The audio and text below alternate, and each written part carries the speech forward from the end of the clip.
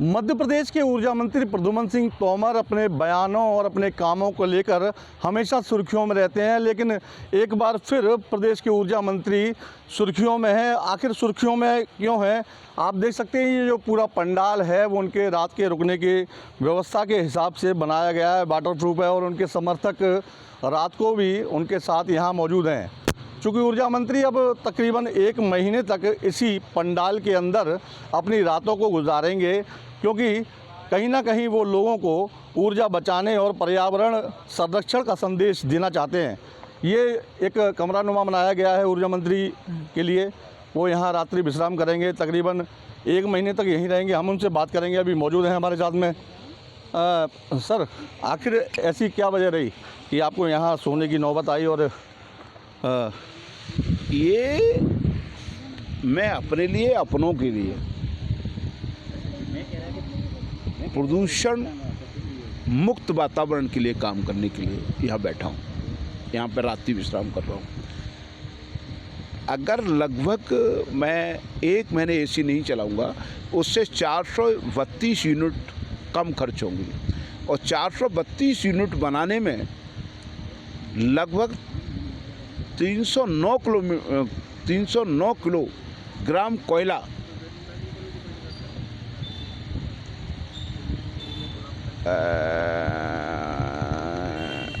जलेगा और 309 किलोग्राम कोयले के से 401 किलोग्राम कार्बन डाइऑक्साइड पैदा होगी, जो हमारे लिए हानिकारक है।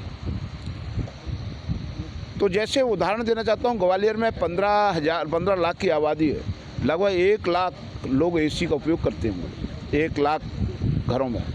तो 1 लाख अगर एसी 1 घंटा नहीं चलेंगे, मैं लोगों से अपील कर रहा हूँ, नहीं चलाएंगे अपने लिए, अपनों के लिए, तो लगभग 167 किलोग्राम एसी पर डे कार्बन डाइऑक्साइड कम पैदा होगा, जो बिजली बनाने में खर्च होता है। महीने में 5000 टन, साल में 60,000 टन। अगर ये पूरे देश में हम सब लोगों ने अपनों के लिए काम शुरू किया तो प्रदूषण में बहुत कमी आ जाएगी। प्रदूषण की जो लेवल है, एयर पॉल्यूशन वगैरह जो है, वो कम हो जाएगा। ये हमारे लिए स्वास्थ्य के लिए लाभदायक होगा, इसलिए ये संकल्प सेवक प्रद्युम्न सिंह ने लिया है। पहले भी आपने प्रेस के कपड़े छोड़े थे, साइकिल चलाने का संकल्प लिया था, तो कितना फ़र्क पड़ा इससे? मेरे को संतुष्टि है। हो सकता है इसमें 0.0000 कम पड़ रहा हो।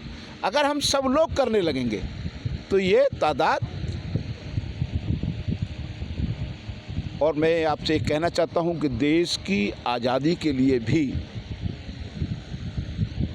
कुछ लोग पैदा हुए थे जिन्होंने ये कल्पना की थी कि हमारा बेटा बेटी, हमारा पोता, हमारा स्वतंत्र भारत में आंखें खोले और स्वतंत्र भारत में अच्छे स्कूलों में पढ़े, अच्छे हॉस्पिटल में इलाज हो, वो स्वतंत्रता के वातावरण में अच्छी सांस ले सके, उसके लिए अपनी कुर्बानी दी थी। तो हमारे कई लोग इस दिशा में मुझसे भी बड़े महान लोग पड़े हुए हैं। मैं तो उनका,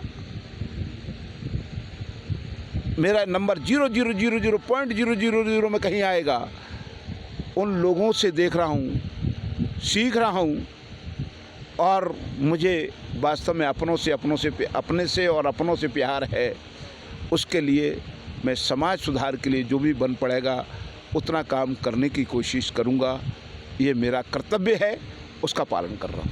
मंत्री का जीवन बड़ा संघर्ष से भरा रहता है, भोपाल भी जाना, आपको ग्वालियर भी जाना है, तो किस तरह से ये सेटअप पूरा रहेगा यहाँ? नहीं, अब देखिएगा कि ग्वालियर में मैं जब रहूँ, ग्वालियर प्रवास पे रहूँगा तो यहाँ बाहर विश्राम करूँगा। भोपाल पे रहूँगा तो भोपाल अपने कार्यालय के सामने जो पार्क है उसमें रात्रि विश्राम करूँगा। अब जैसे मैं बाहर जाऊँगा, दिल्ली गया, बाहर कहीं गया, तो वहाँ पे तो एसी के कमरों का ही उपयोग करूँगा। ये मैं ग्वालियर भोपाल प्रवास की बात की। और मैंने आपको, जैसे मैं कहीं डिस्ट्रिक्ट में, प्रभार ज़िले में गया तो वहाँ पे सुविधा नहीं होगी तो मैं निश्चित रूप से कमरे में अंदर सोऊंगा, पर वो उसमें भी बंद कमरे में एसी का प्रयोग ना करूँ, ये मेरी कोशिश है। आखिरकार ये टेंट के नीचे ही रात गुजारने का संकल्प क्यों है? घर पर भी हो सकता था, कहीं और भी हो सकता था। हाँ, निश्चित रूप से आपने बहुत अच्छी बात कही। मैं घर पे भी एसी का प्रयोग नहीं करता, पर ये संदेश कितने लोगों में है? हमें संदेश भी देना है। उस संदेश को देने के लिए जैसे कोई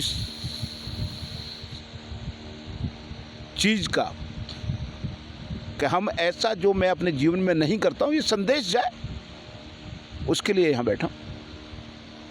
भाई जी, एक आखिरी सवाल और है कि आपके इस जो कार्य आप करना चाह रहे हैं या संदेश देना चाह रहे हैं या ऊर्जा बचाना चाह रहे हैं, तो इस पर अब सवाल भी खड़े हो रहे हैं, तो इन सवालों को कैसे जवाब देंगे आप? देखिए, अच्छे कामों में कोई अगर सवाल भी होगा तो उसका जवाब भी देंगे। अच्छे काम के लिए मेरे ख्याल से कोई सवाल करेगा ही नहीं, अगर करेगा भी तो उसका जवाब होगा।